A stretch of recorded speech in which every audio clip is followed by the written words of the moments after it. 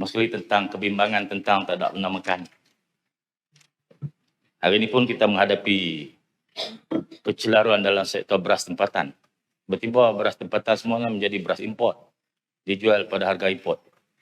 Saya rasa ketamakan kepada pengusaha dalam sektor makanan ini perlu ditamatkan dengan penguatkuasaan undang-undang oleh pihak kerajaan persekutuan. Walaupun kita pengeluar padi, saya dimaklumkan kita tidak dibenarkan mengawal pengeluaran ataupun pemasaran hasil padi. Apabila kita mewawarkan akan kita buat beras kedah, ada respon segera supaya tidak ada pihak yang menjual beras kepada kita walaupun kita pengeluar beras. Karena beras makanan ini dikawal sepenuhnya di bawah kementerian yang disebutkan tadi. Tuan sekalian, saya masih yakin kepada pihak Jabatan Pertanian dan MADA yang mengendalikan kawasan penanaman padi di negeri kita ini untuk terus bekerjasama dengan kerajaan negeri. Walaupun dari segi politik, keadaan tidak seperti yang diharapkan. Karena walaupun ada suara-suara yang datang menyatakan untuk terus bekerjasama, tapi dari segi amalan, masih ada politik kuno yang diamalkan untuk mengasingkan kerajaan negeri daripada agensi-agensi persekutuan. Ini saya buat teguran terbuka di Dewan yang mulai ini, supaya semua jabatan dan agensi yang berada di Kedah, baik daripada pihak kementerian, untuk menjalinkan kerjasama yang erat dan padu untuk menghadapi cabaran yang akan kita hadapi bersama pada tahun yang akan datang. Janganlah ada lagi agensi-agensi persekutuan yang dikawal oleh kementerian-kementerian cuba mengasingkan kita daripada aktiviti dan tindakan-tindakan yang mereka ambil. Saya bagi contoh MADA di bawah Kementerian Pertanian.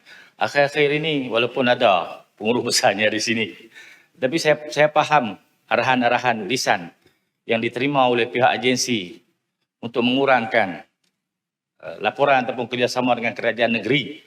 Tapi saya beri jaminan sebagai kerajaan negeri yang bersikap terbuka dan memahami fungsi dan tanggungjawab kita. Kerajaan negeri sentiasa mengamalkan tangan terbuka dan mengalu-alukan kerjasama daripada agensi sebesar MADA dan Jabatan Pertanian untuk kita pastikan kebimbangan seluruh penduduk dunia tentang bekalan makanan yang semakin meruncing yang berlaku pada waktu ini dapat diatasi.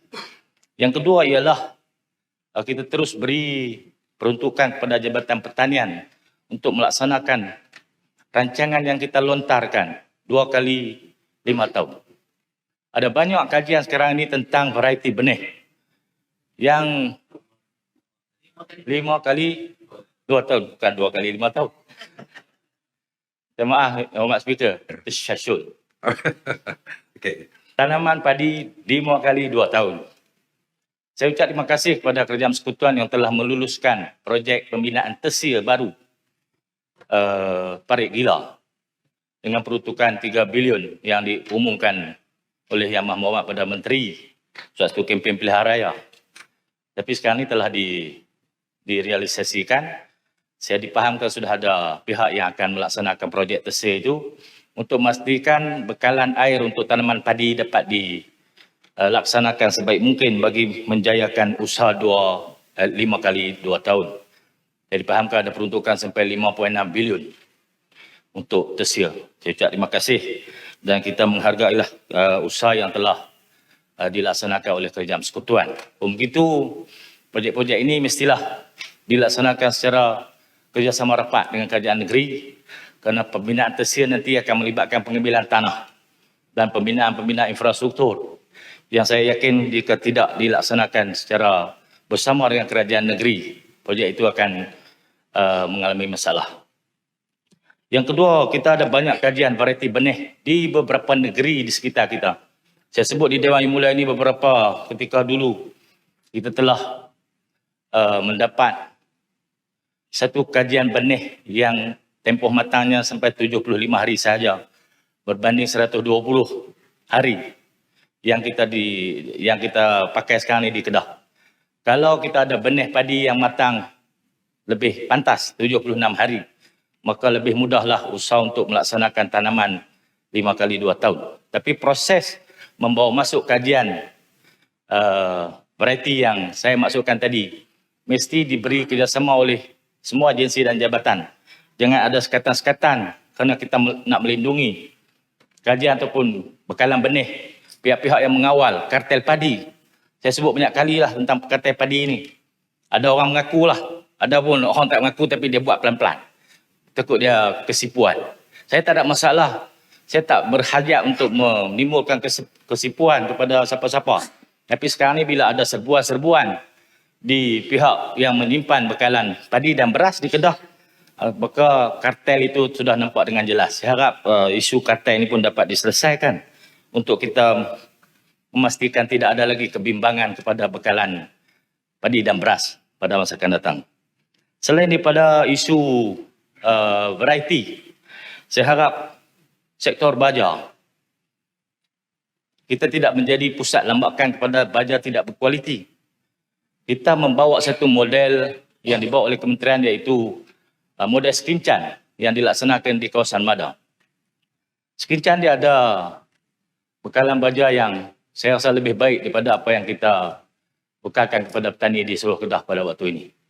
Baja pula kita ambil dia punya bahan utama dari Belarus, sebuah negara yang terkesan dengan perang Rusia dan Ukraine. Bila berlaku kerenjatan kepada bekalan bahan utama baja, maka kita ada masalah di kilang baja kita. Ini pun saya yakin akan ditangani oleh Kementerian Pertanian dengan baik di bawah PPK dan juga Nafas. Panjang ni jawapan. Ada kebimbangan ni? Tuan-tuan sekalian, yang berhormat Speaker dan ahli-ahli yang berhormat sekalian, memang kita sedar bahawa perkara ini penting untuk ditangani bersama dan saya harap pengisytiharan kita di Dewan Yang Mulia ini bahawa Kerajaan Negeri Kedah sentiasa bersedia untuk bekerjasama dengan semua pihak untuk menghadapi semua cabaran yang akan kita hadapi menjelang tahun 2040 ini, dapat kita jalankan usaha sama yang paling erat yang tidak pernah berlaku dalam sejarah.